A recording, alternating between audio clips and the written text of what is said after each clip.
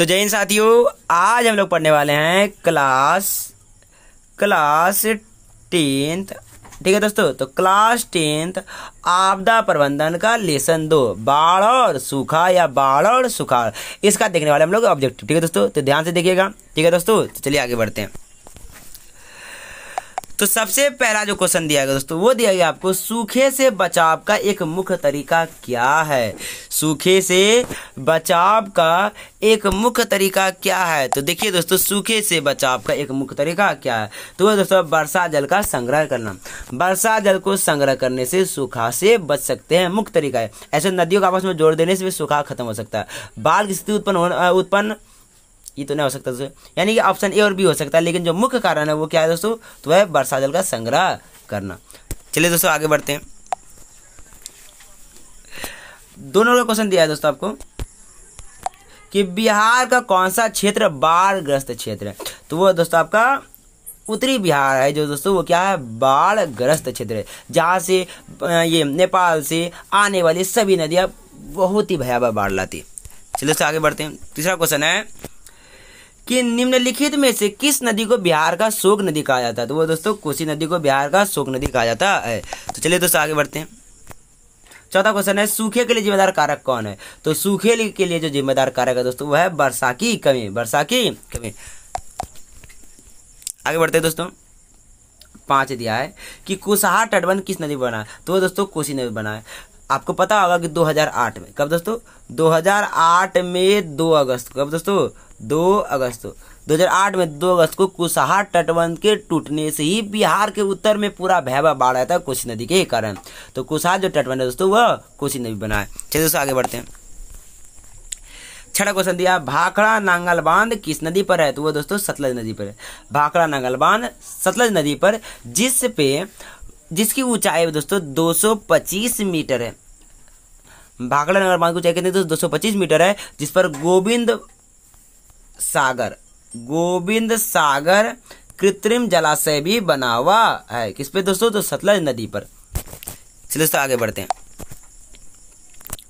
7वां question दिया, निम्नलिखित में से किस क्षेत्र के जाड़े के दिनों में बाढ़ से निम्नलिखित में से किस क्षेत्र के जाड़े के दिनों में बाढ़ से ग्रस्त होने का आशंका होती है। वो दोस्तों तमिलनाडु में। क्यों? क्योंकि जब हमारे बिहार के इधर जाड़े की स्थिति आती है, यानी कि बोल सकते हैं नवंबर दिसंबर में, ठीक है, नवंबर दिसंबर जनवरी इस मौसम में, तो जब मानसून लौटता है, और जब मानसून लौटता है तो तमिलनाडु में एक पहाड़ है, यानी तमिलनाडु जो सबसे निचली है हम लोग के भारत का, तो वहाँ पर एक पहाड़ है, ठीक ना। उस पहाड़ के टकराने से वहाँ पर क्या होती है, वर्षा होती है बादल के रुकने से। इसलिए हमारे यहाँ जाड़ होती है, तो वहाँ तमिलनाडु में क्या होती है, बाढ़ आने की आशंका होती है, क्योंकि वहाँ वर्षा होना शुरू हो जाता है लौटता मानसून से। ठीक है दोस्तों, तो चलिए आगे बढ़ते हैं। 8 नंबर का क्वेश्चन दोस्तों, पश्चिम बंगाल में बाढ़ की विभीषिका कौन लाती है। तो दोस्तों दामोदर नदी जो है पश्चिम बंगाल की शोक नदी और झारखंड की भी शोक नदी मानी जाती है। ठीक है दोस्तों, उड़ीसा बोली जाती है, ये महानदी तो उड़ीसा की है, महानदी दोस्तों उड़ीसा की शोक नदी कहलाती है। दामोदर नदी दोस्तों वो पश्चिम बंगाल, तो देख लिए। कोसी नदी बिहार की कहलाती है, और अगर गंगा बोलिएगा तो ये तो ज्यादा बाढ़ लाती नहीं है। ठीक है दोस्तों, चलिए आगे बढ़ते हैं। 9 नंबर का क्वेश्चन है दोस्तों, बिहार की बड़ी त्रासदी में से एक है, तो वो है दोस्तों बाढ़। क्यों? भूस्खलन तो बिहार में आएगा, क्योंकि पर्वत तो है ही नहीं, तो भूस्खलन कहाँ से आएगा दोस्तों। चक्रवात नहीं आ सकता। क्यों दोस्तों की, क्योंकि चक्रवात वहीं आएगा जो समुद्र के किनारे होगा। क्या बिहार किनारे में है? तो नहीं है, बिहार दूर है। तो जब समुद्र से दूर है तो चक्रवात आने की संभावना बहुत ही कम होती है। सुखाड़ और बाढ़ होता है, लेकिन जो मुख्य कारण है वो दोस्तों वो है बाढ़। क्या दोस्तों, वो है बाढ़। तो चलिए दोस्तों आगे बढ़ते हैं। 10 नंबर का क्वेश्चन है दोस्तों, सतलज नदी पर कृत्रिम जलाशय बनाया गया है। तो हम अभी तुरंत बोले दोस्तों, उसका नाम क्या है दोस्तों, गोविंद सागर। कौन सा? गोविंद सागर जलाशय बना है, बांध, यानी कि जब सतलज नदी पर दोस्तों बांध बनाया गया, कौन सा, तो भाखड़ा नगर बांध, तो यहाँ पानी रुका। अब पानी जब रुका तो आपको पता है, जब कोई पानी रुक जाता है, ठहर जाता है, उसे झील कहते हैं। इस झील का नाम क्या रख दिया दोस्तों, तो गोविंद सागर झील। ठीक है दोस्तों, चलिए आगे बढ़ते हैं।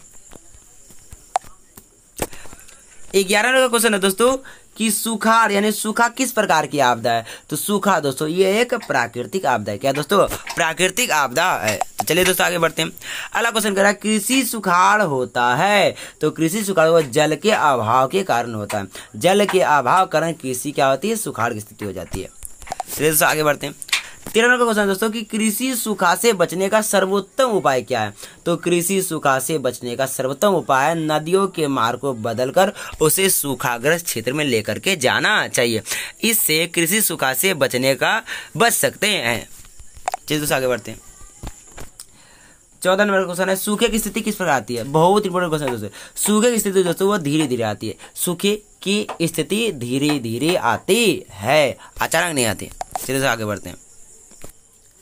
15 कह रहा निम्नलिखित में से कौन राज्य सूखे से सर्वाधिक ग्रस्त रहता है। तो उसका नाम है दोस्तों गुजरात। पंजाब तो सूखा नहीं होता, उत्तराखंड में नहीं होती, बिहार में नहीं होती, लेकिन कहाँ सबसे अधिक सूखा होता है वो है गुजरात। क्यों? क्योंकि वर्षा शुरुआत होती है कहाँ से, तो मेघालय से।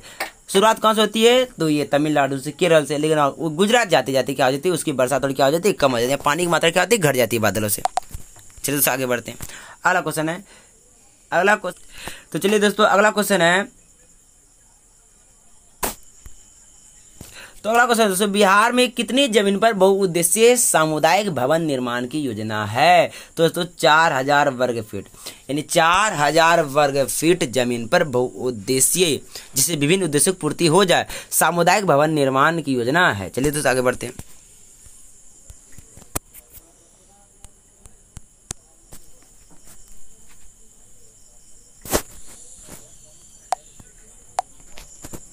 अगला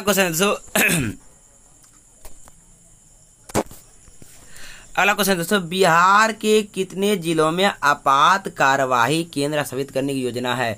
तो वह है दोस्तों 38 जिलों में, क्योंकि बिहार में जिला भी कितना है दोस्तों, तो 38 में आपात कार्यवाही, यानी कि अगर कोई घटना अचानक घट जाती है तो उसके लिए एक केंद्र बनाया जाएगा जहां से सूचना तुरंत मिल जाए। चलिए दोस्तों आगे बढ़ते हैं।